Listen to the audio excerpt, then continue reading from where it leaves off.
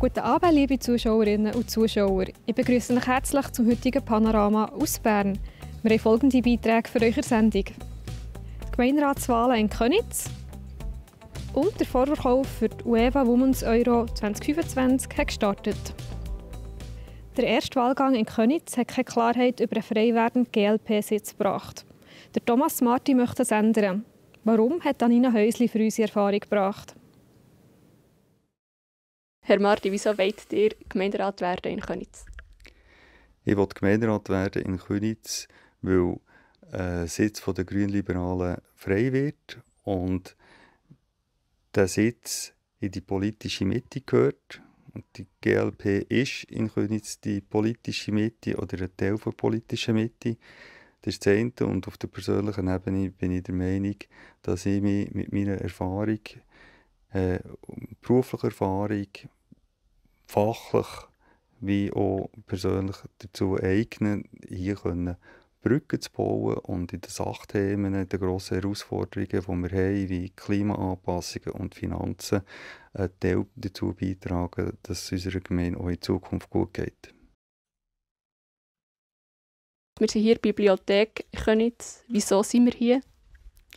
Die Bibliothek Köniz ist eine soziale Infrastruktur der Gemeinde, die für Kultur und Bildung der Gemeinde und übrigens auch die anderen 3 Standorte der Könizer Bibliotheken finde ich enorm wichtig. Man kann hierher kommen, es ist ein dritter Ort, man kann konsumfrei, kann man sich treffen, man kann Veranstaltungen besuchen, man kann sich in der Medienkompetenz weiterbilden, wenn man will, oder man kann einfach auch nur sein und nichts machen. Und das finde ich absolut toll, dass wir das Angebot haben und dass die Gemeinde uns oder der Verein von der Könizer Bibliothek so stark unterstützt. Ich finde es ein wichtiger Teil der sozialen Infrastruktur der Gemeinde. Was ist für euch typisch Köniz? Köniz ist, das hat unsere Gemeindepräsidentin recht gut gesagt, ist eigentlich eine Schweiz im Kleinen. Oder? Wir sind Kernagglomeration, aber wir sind auch ländlich. Und das hat Vorteile, gerade in der Raumplanung, zum Beispiel, wenn ich da, können wir Möglichkeiten, das Kulturland zu schützen, einerseits, weil man auf der anderen Seite eher in der Kernagglomeration oder in der geschlossenen Gebiet kann die Innenverdichtung weitertreiben, hat aber auch Herausforderungen. Und das finde ich das Coole an unserer Gemeinde. Die Frauen-EM, die nächstes Jahr in der Schweiz stattfindet, hat mit einem Kick-Off-Event auf dem Jungfraujoch bei Eis und Kälte gestartet. Unter anderem haben ehemalige Nationalspielerinnen ein Penalty-Schiessen veranstaltet. Wie sie das gefunden haben, erzählen sie Alina Dubach im Interview. Was war dein erster Gedanke, als du von diesem Event erfahren hast, dass du da oben spielen sollst? Ich habe mich mega gefreut, mega stolz, mega ehr, hier auf diesem Ort die Schweiz zu vertreten und den Kick-Off mitzugestalten für die Ticket-Sale-Phase. Also ich habe gefunden, es sind sehr viele Emotionen auf einmal gekommen und ich habe mich sehr darauf gefreut. Und vor allem, dass ich jetzt da sein kann, ist eine grosse Ehre für mich. Und ich bin sehr dankbar dafür, dass ich da sein kann. Ja, natürlich mega cool, eben mal da oben zu sein, schönes Wetter, ein bisschen Schnee. Ja, ich glaube, jetzt ist schlechtes Wetter, der Schnee ist da, aber ja, ich glaube, es ist ein gelungener Event. Man sieht, das Interesse ist da und der Ticketverkauf ist gestartet. Die Tickets werden schön fleissig gekauft. Das Finale ist schon ausverkauft, also was will man eigentlich mehr? Wie war es jetzt in dieser Höhe? Es war ja nicht ganz ein normales Spielen. Wie hat sich das angefühlt? Also voll schade, dass wir nicht spielen konnten. Also ich muss sagen, man merkt auf 3500 Metern, die Luft ist ein bisschen dünn. Ich habe einen Vorteil als Goalie, dass ich nur ein bisschen stehen musste. Aber da im Goal stehen und die Penalty auf einem zufliegen zu sehen, das ist anstrengend, weil es ist unglaublich kalt und ich habe kaum etwas gesehen. Darum habe ich nicht ganz so viel gehabt. Ja, im Fall nicht so gross. Ich weiss nicht, wie es gewesen wäre, wenn wir da 2x5 Minuten gespielt hätten. Aber ich hatte jetzt nicht so ein Problem mit der Luft. Ja, also wir haben zwar vorher oder gestern Abend schon gesagt, komm, wir kaufen uns Sauerstoff. Wir haben auch im Rucksack eine Flasche, aber wir haben sie nicht gebraucht. Ist das für dich das erste Mal auf dem Jungfraujoch? Ja, Asche auf mein Haupt. Tatsächlich das erste Mal als Schweizerin auf dem Jungfraujoch. Darum habe ich mich noch mehr gefreut, dass ich da rauf kommen kann. Und ich Lehmann, Langnau im Emmental. Also ich habe eigentlich Berner Wurzeln. Darum ist es Zeit, dass ich das Berner Oberland mal erkunden. Ja, es ist das erste Mal. Es ist cool, das mal zu sehen und es ist mal etwas Neues, Spezielles. Ist das erste Mal, dass du auf dem Jungfraujoch bist? Ich bin, ich glaube, vor 15 Jahren oder so schon mal da gewesen. Aber ich glaube, es ist noch nie so hoch oben. Ja, aber eben, es ist ein bisschen schwierig, man sieht es nicht. Ich glaube, ich muss noch das zweite Mal kommen. Ist das jetzt der ungewöhnlichste Ort, wo du je Fußball gespielt hast? Ja, es ist der ungewöhnlichste Ort, wo ich je Fußball gespielt habe. Ich habe schon viele lustige Sachen unterirdisch auf gefrorenen See, aber so hoch da oben, das habe ich noch nie erlebt. Und cool, dass ich sagen kann, ich habe es erlebt. Ich würde schon sagen, ja, vor allem das Wetter und der Platz. Wir haben ja den Match nicht spielen und haben Penalties gemacht. Ich hatte Spass, es war gut. Ja. Ja, sicher der höchste, aber ja, auch ungewöhnlich. Und von dem her hätte ich mich schon gefreut, wenn das Wetter schön gewesen wäre. Und mit so viel Schnee, hast du das schon mal gehabt, sonst auf einem Platz? Ja, ich hatte tatsächlich mal in Bern-Bümplitz einen Match, wo es in den 70 Minuten einfach oben runter geregnet, gehagelt und geschneit hat. Und der Schiedsrichter hat aber uns alle gefragt, ziehen wir die 20 Minuten durch, sonst müssen wir nochmal 90 Minuten neu anfangen und vielleicht bei dem gleichen Sauwetter. Und vom Schnee her, hast du schon mal vergleichbaren Gegenwind gehabt beim Shooten?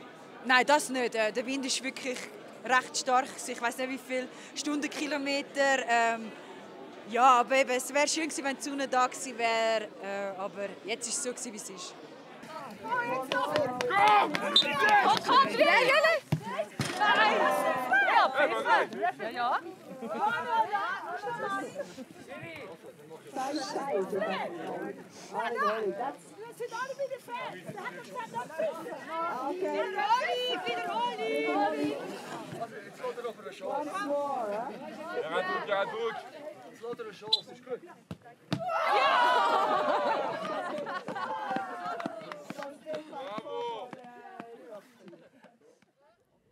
Auch für Urs Kessler war das Penaltyschiessen auf dem Jungfraujoch ganz ein besonderer Anlass. Es ist ein weiterer grosser Schritt in Richtung Pension vom Jungfraubahnen-CEO. Das war jetzt der letzte von diesen Sportevents. Es ist auch ein bisschen anders gelaufen, als ihr euch das vorgestellt habt. Wir hatten immer schönes Wetter bei über 20 Events.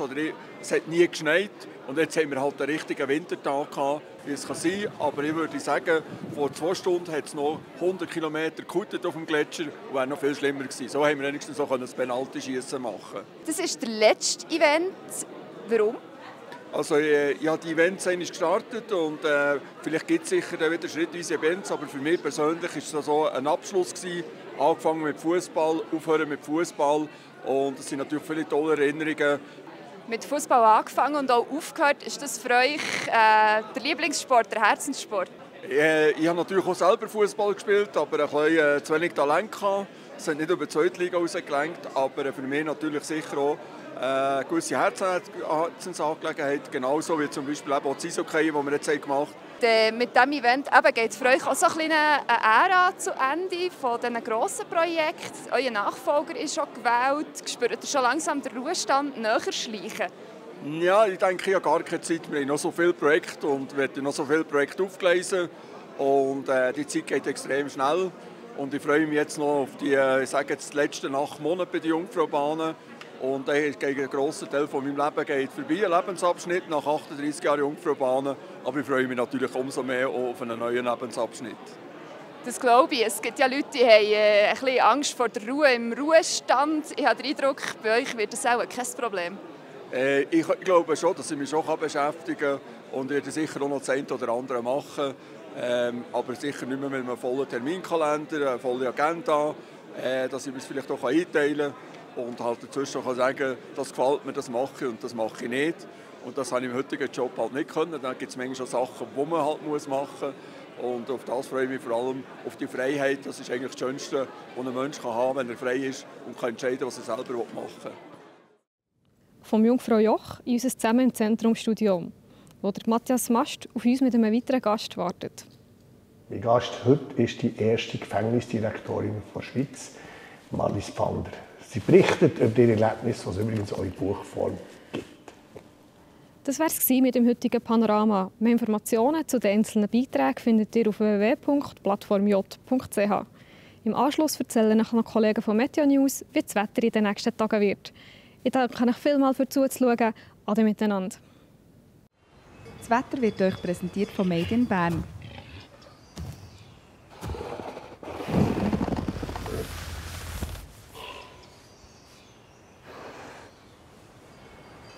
Bärenstarke Ferien. Made in Bern. Ich begrüße Sie ganz herzlich zu Ihrem Plattform J-Wetter für den Kanton Bern. Schön sind Sie wieder mit dabei. Hinter der Kaltfront der letzten Nacht hat sich heute ein wechselhafter Wettercharakter eingestellt. Es war veränderlich bewölkt, die Sonne hat sich aber auch zeigen und es war vorwiegend trocken. Morgen liegt die Schweiz zwischen einem Hoch über der Nordsee und einem Tief über dem Golf von Genua in einer schwachen nordöstlichen Strömung und mit der erreicht das wieder ein bisschen feuchtere und auch kühlere Luft. Am Vormittag machen sich viele hochnebelartige Wolken breit. Bis zu den Mittagsstunde bleibt es meistens trocken. Die Temperatur liegt am Morgen bei 8 bis 9 Grad. Im Tagesverlauf gibt es zum Teil mal ein paar Auffällige, sonst geht es aber mit vielen Wolken weiter. Vor allem in Richtung Jura und Oberland gibt es zum Teil mal örtliche Regengüsse mit Flocken ab 1800 bis 1900 Meter. Es ist dabei kühl, Temperaturen erreichen nur um 13 Grad. Dazu bläst im Flachland auch noch eine mäßige Brise. Auf den Bergen haben wir einen mäßigen Nordostwind. Am Freitag geht es wechselnd bis stark bewölkt weiter. Im Flachland bleibt es meistens trocken. Im Oberland gibt es hingegen da und dort mal einen Regenguss mit Schnee ab 1500 bis 1600 Meter. Im Flachland bläst noch immer eine mäßige Brise. Am Samstag wird es nach tiefen Wolken dann so langsam immer freundlicher. Am Sonntagmorgen macht sich im Flachland zum Teil noch Nebel breit. Abgesehen von dem kommen schon im Verlauf des Vormittags von Westen her ausdehnte hohe und mittelhohe Wolken dazu. Gegen den Abend steigt dann auch das Regenrisiko ein bisschen an. Am Montag gibt es dann dafür sonnige Phasen. Allerdings ist auch ein bisschen Regen denkbar. Es wird dafür wieder milder mit rund 17 Grad. Am Dienstag dominieren dann wieder die Wolken und es wird zunehmend nass. Ja, und damit war es von meiner Seite. Ich bedanke mich dafür, dass Sie zugeschaut haben und wünsche Ihnen noch eine ganz gute Zeit. Ade miteinander.